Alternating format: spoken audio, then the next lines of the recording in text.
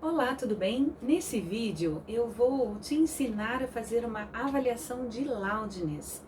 Isso mesmo, avaliação psicoacústica da percepção da intensidade do som, tanto o MCL quanto o LDL ou UCL.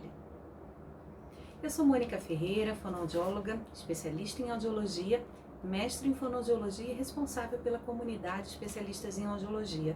Produzo conteúdo para essas redes sociais no Instagram, no Facebook, LinkedIn e agora aqui no YouTube há mais de 15 anos. Vamos lá. Bom, vamos começar pelo MCL. Essa sigla significa Most Comfortable Level. Nós normalmente utilizamos esse nível para a pesquisa do IPRF, que é o Índice Percentual de Reconhecimento de Fala. Teoricamente, nós colocamos 40 dB acima da média tritonal para a pesquisa do reconhecimento de fala. Isso é o que a bibliografia diz pra gente, porque Carrá, lá na década de 70, dizia que era um nível onde as pessoas tinham um melhor reconhecimento de fala. Outros autores, depois dele, disseram que esse nível está em torno de 50 dB. Por isso que existe essa fórmula de 40, 50 dB acima da média tritonal. Porém, eu gostaria de conversar com você sobre algumas questões relacionadas a essa intensidade. Bom, vamos primeiro partir do princípio que a pesquisa do MCL antecede a pesquisa do IPRF, né? Se nós considerarmos que o MCL é o nível não só de maior conforto, mas onde o paciente tem a melhor resposta de reconhecimento de fala, é importante que essa pesquisa seja individualizada. Mas eu, fazendo uma revisão bibliográfica sobre esse assunto, encontrei uma pesquisa da Bruna Santana, da FOB de Bauru, que em 2016 ela publicou na dissertação de mestrado dela um achado que eu achei bem interessante. Dependendo da configuração da perda auditiva, os idosos tinham um nível de conforto para fala diferente. Nas perdas planas horizontais, ela encontrou de 20 a 30 dB nível de sensação, ou seja, acima da média tritonal, acima do LRF, acima da média. Já para perdas auditivas descendentes, ela encontrou 50 dB nível de sensação. Olha só que interessante, né? Esse valor normalmente está relacionado a 5 dB abaixo do limiar de desconforto. Vejam que interessante, o MCL ele nem sempre fica no meio entre o limiar de audibilidade e o limiar de desconforto. Isso é bem importante. Quando a gente faz a pesquisa do limiar de conforto do MCL por frequência, nós conseguimos identificar o ganho que os aparelhos auditivos precisam ter por cada frequência. Olha só que interessante, né? Hoje em dia, a gente quase não usa essa pesquisa para prescrição de ganho, porque os softwares já fazem isso de forma automática. Mas eu gostaria de dizer aqui que a literatura não tem consenso sobre a pesquisa do limiar de conforto.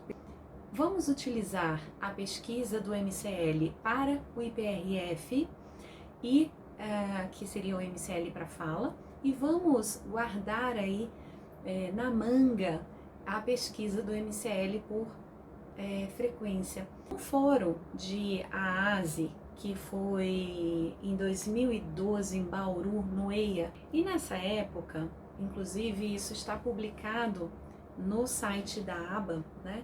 Nós temos pré-requisitos para candidatos ao uso de aparelho auditivo, de aparelho de amplificação sonora individual.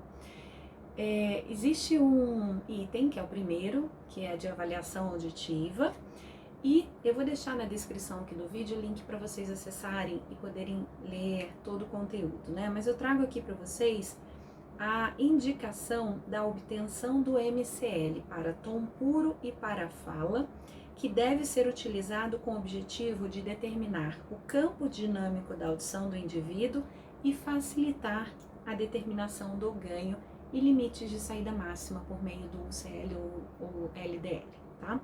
Então, o que seria campo dinâmico, né? Já pegando o gancho aí para o nosso LDL, o limiar de desconforto.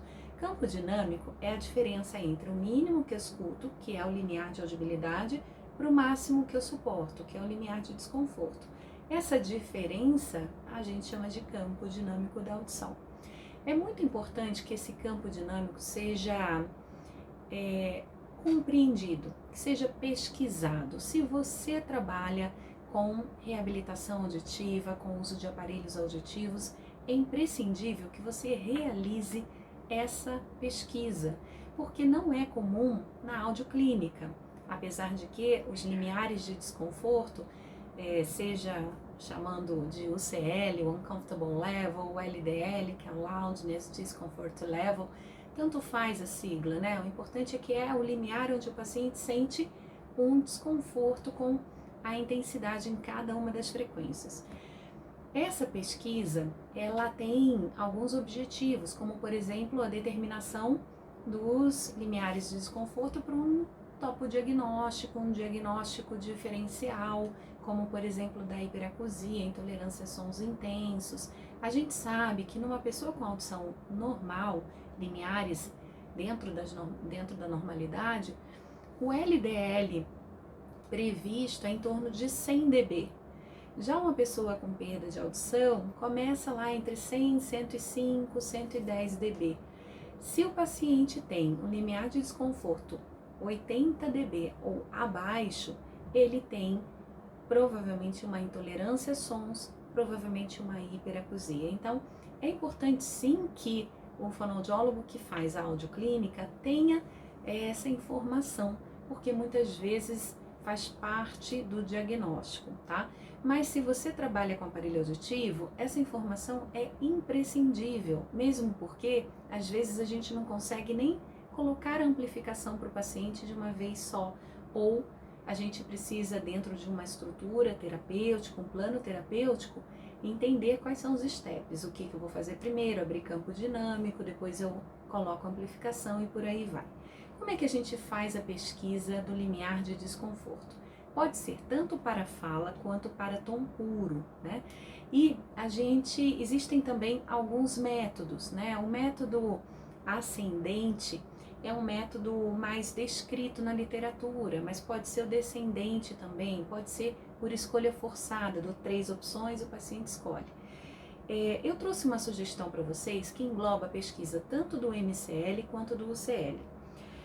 O paciente ele vai ter uma escala de 1 a 5, onde 1, o som está muito baixo, 2, está baixo, 3, está confortável, 4, está alto, 5, está muito alto. Importante nesse momento, evite usar termos como desconfortável, intolerante. É importante também que ele saiba que nada afetará a audição dele. Então você dá uma escala com 5 graus de intensidade. E o grau 3, que é o confortável, é o MCL. E o grau 5, que é o muito alto, seria o LDL ou o CL. Uma outra proposta foi descrita pela ASHA em 1978. Em que consiste esse método? Se o paciente tiver uma audição normal, você começa a pesquisa em 30 dB. Se tiver uma perda de audição, começa em 50 dB. Você aumenta de 10 em 10. Quando ele parar de responder, você abaixa de 10 ou de 5 em 5 dB. Dito isso, né, eu convido você a deixar aqui nos comentários algum método que você utilize, alguma sugestão de bibliografia para que a gente possa compartilhar. E se você tem interesse em mais explicações ou um levantamento bibliográfico maior sobre esse assunto, deixe aqui nos comentários, porque eu vou preparar um episódio especial para você sobre esse assunto. Muito obrigada e até o próximo vídeo.